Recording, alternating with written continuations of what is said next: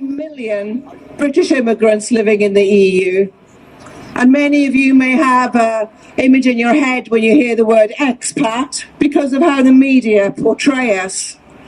Conservative Lord Moylan said, "The whole freedom of movement shtick is a middle-class obsession of villa owners and bikers who wanted to run a bar in the Med." He couldn't be more wrong. On average, 79% of us are working age and below. We are young, old, rich, poor, professional, single, mothers, artists, musicians, retirees. The fact is, we are as diverse as the people across these four nations. However, that is changing, because the privilege of moving to an EU country or working there is now only an option for the privileged few. I'm originally from the Rhondda Valleys in South Wales, and without freedom of movement, very few, if anyone, from my family or community could do what I did.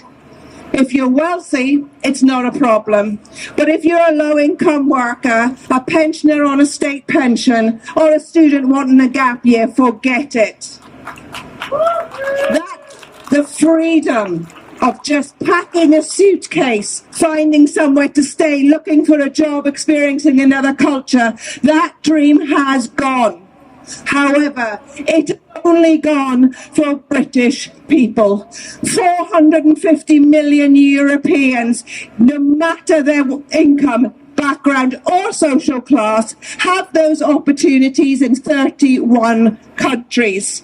Yet our own government celebrated and cheered, stripping those rights from us, putting only us at a disadvantage to all our European neighbours.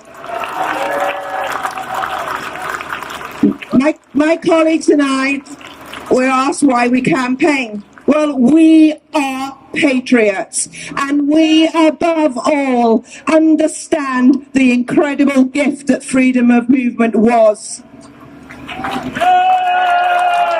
So what can we do?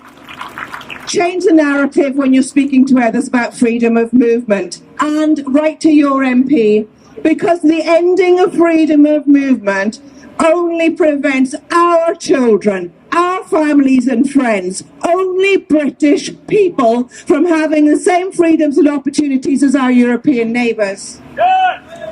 And I say to our politicians, joining the EU is now inevitable. So let's stem the damage now, start talking about how we can get back into the heart of Europe, so British people will once again have the right to work, study, love, marry and retire across this incredible continent once again. Thank you.